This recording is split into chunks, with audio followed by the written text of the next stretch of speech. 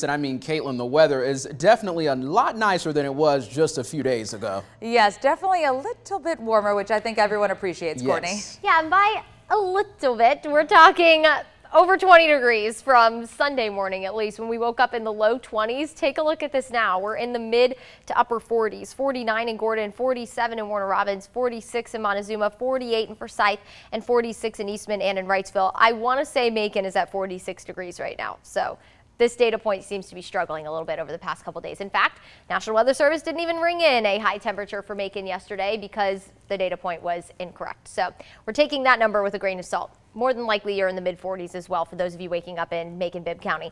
Upson, parts of Crawford, also parts of Taylor, down towards Dooley County, Pulaski County, also parts of Dodge County, and also parts of Bibb and Twiggs County along 75 south of Macon. A little bit of rain this morning, some light showers for the most part, some steadier rain as well within there, so you might need to turn the windshield wipers on as you go out the door this morning. It's all thanks to a weather system that will continue to move along the Gulf Coast and offer us a rain chance through the day today. I'm going to time it all out for you. That's in my full forecast in a few minutes. Thank you, Courtney. This morning, a Jones County deputy continues to recover after someone shot him during a traffic stop. And we have the new scary video capturing the minutes of the early Sunday morning shooting. The sheriff's office released body camera and dash cam footage. The video shows 24-year-old Zachary Oliver driving about 35 in a 55-mile-per-hour zone before swerving in the road. Once Oliver pulls over, Deputy John Kile talks with him for about 2 minutes. You see him walking up there, trying to get him to put his car in park, unbuckle his seatbelt, and step out. The deputy then asks Oliver if he had anything in the car. Well, seconds later, you see Oliver pull a gun wrapped in a towel and shoot Kile in the chest. Kile calls for backup and starts an almost 20-minute chase.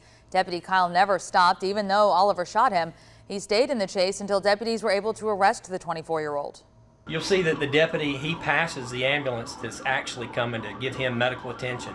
That shows to the character of the Jones County deputies that, you know, he's making sure that Jones County's safe, get the bag off before he lets the ambulance check on him. Well, he's got a great deal of character to go through with it, to see it from the being shot to the end. Other deputies were so professional, city officer, I'm very proud of them. Sheriff Butch Reece says a bulletproof vest saved Deputy Kile's life. The deputy is resting at home, but should be back on the job soon. Now, Reece says Oliver is now at a mental health facility in Augusta after he made a suicide attempt. He faces aggravated assault charges. The search continues this morning for a 17-year-old teen from Monroe County. Her family is still looking for answers, hoping that this Tatnall Square Academy student comes home. Now, Monroe County Sheriff Brad Freeman says Georgia Etheridge was at a party with friends late Saturday night into Sunday morning. She apparently missed curfew and took off after seeing her family's car. She also left her cell phone behind on North Rivoli Farms Road. A friend of the Etheridge family says there has been helicopters and search dogs looking for her. The Monroe County Sheriff's Office asks that you check your backyard and outside buildings if you live in the Bolingbrook area, especially around Rivoli, Sanders, and Spellman Roads, along with Heritage Subdivision and Highway 41. This is what Georgia's stepfather wants you to know. We love you so much more than anything that you are scared of right now. You just please put your fear away. Please come in. We want you to come in. We want you to be healthy. We want you to be safe. All right, so I just want you to take a close look at her picture right here. This is Georgia. Her family says that she has blonde hair and brown eyes. She's about 5 feet and 8 inches tall. Someone last saw her wearing a purple sweatshirt and a black jacket. If you have any information to get her home safely, you can call the Monroe County Sheriff's Office. That number at the bottom of your screen is 478-994-7010. That number again for you, 994-7010. A truck driver now faces new charges following a deadly crash in Milledgeville that left a woman dead. Georgia State Patrol says that now includes charges of second-degree homicide by vehicle and failure to obey a traffic control device. That's along with the citations 24-year-old Rashad LaShore already got for following too closely and fatigued driving. The crash happened last Thursday at the intersection of North Columbia Street and Log Cabin Road. 24-year-old Maggie Bryson of Fayetteville died over the weekend from her injuries in the accident. A Vienna woman now in the hands of law enforcement after family reported her 4-year-old son missing. The GBI says they got called in on Saturday to help find Jason Mathis. They say family members reported Mathis missing after not seeing him in several months. Authorities initially weren't able to find the child's mother, 27-year-old Kira Cotton, following their report. But the GBI says investigators have now arrested Cotton and charged her with 2 counts of cruelty to children. We don't yet have any word on if investigators found the missing 4-year-old. Now to your state news headlines. Judges approved a Georgia prosecutor's request for a special grand jury. The prosecutor is investigating whether former President Donald Trump and others broke the law by trying to pressure Georgia officials to throw out Joe Biden's presidential election victory. Last week, Fulton County District Attorney Fannie Willis sent a letter to the County Superior Court Chief Judge asking him to impanel a special grand jury. The judge issued an order yesterday saying the request was considered and a majority of the Superior Court judges approved it. The order says the jury will be seated May 2nd for up to a year. A candidate running to become Georgia's next governor has tested positive for COVID-19. A campaign spokesperson for David Perdue says the former U.S. Senator recorded a positive result yesterday during routine COVID-19 testing.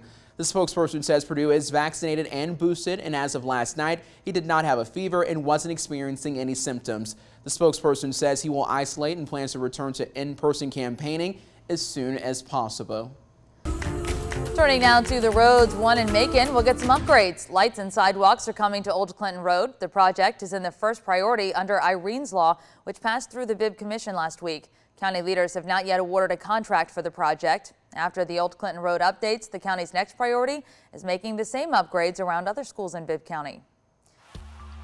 We are now less than 2 months away from Macon's 40th annual Cherry Blossom Festival. It features everything from food and fair rides to the live music. And we now know the 3rd headliner for this year's concert series. Singer-songwriter Nico Moon is scheduled to perform on Saturday, March 26th at Carolyn Creighton Park.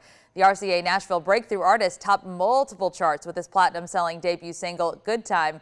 He is not the only performer this spring either. Moon is joined by Walker Hayes and Arrested Development as the festival's other headliners. This concert series also features some local artists throughout the 10 days. The Pinkest Party on Earth happens March 18th through the 27th at Carolyn Creighton Park in Macon. Looking forward to that. Well, news about the Pinkest Party on Earth isn't the only thing to celebrate this morning. Here's another story that will give you a reason to smile. You may remember the story that we brought you this past Independence Day about the Brooks family legacy in Warner Robins. Well, last July, we spoke to 99-year-old Christine Bivens, the oldest surviving member of the family who goes back 150 years in Houston County. Well, over the weekend on January 22nd, Mrs. Christine Brooks Bivens celebrated her 100th birthday with a drive-by party in her honor. Warner Robins police and fire crews led the parade, followed by dozens of family and friends. Well, the family gave out cupcakes to guests and they sang songs with the matriarch of their family. Just look how happy she is. And they were all just grateful to be celebrating her life. You got to tell the Lord, keep your name on the road book. Keep on living. Tell him you want to live a long time. I did. My father was 121, and I want to live. I told him I want to live, and he gave me a long life.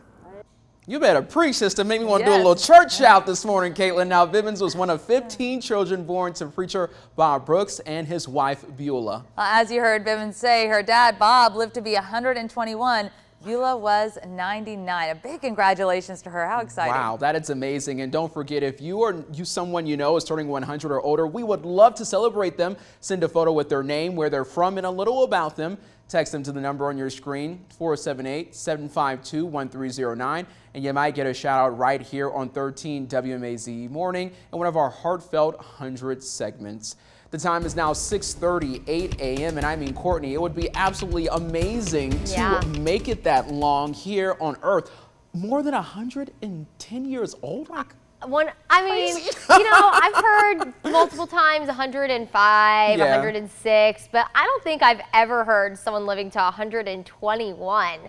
Yeah, that's a long time. Something in the water. Hey, there must be. Yeah, there's a lot of Jesus going through that household. Yes. So yes, love to see it. All right, everybody. Well, a big happy birthday or belated birthday to you. That is definitely something to celebrate.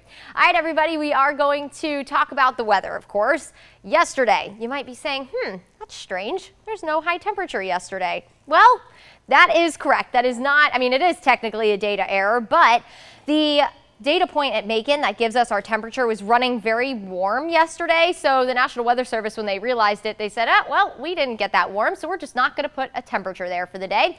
So January 24th, 2022 will go down in history with no high temperature. We did start in the 20s though. Now, something to note this morning, Macon I think is still doing it. So I brought my phone with me on the green screen. I don't know if this is going to work or not, but we'll see.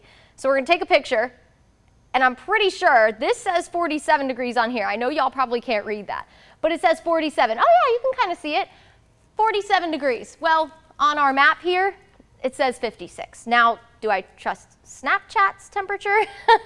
Maybe, but when Warner Robins is at 47, usually we are about in par with Warner Robins temperature. So there you go. If you want to check your temperature this morning in Macon, maybe just pull out your Snapchat app instead of trusting this number, because this seems to be running high again. 48 in Forsyth, 48 in Gordon, 46 in Butler, and 45 in Eastman. We will continue on with the weather. My frustration with Macon's data point this morning is just a little too high. Right now, you're looking live on top of the fairgrounds in Perry, where people are already heading out the door for work on this Tuesday. We made it past Monday, everyone. Always something to celebrate. And it's warmer out there. Some of you might be celebrating that as well. Yeah, we're in the mid to upper 40s, just like I showed you area-wide. That's the case.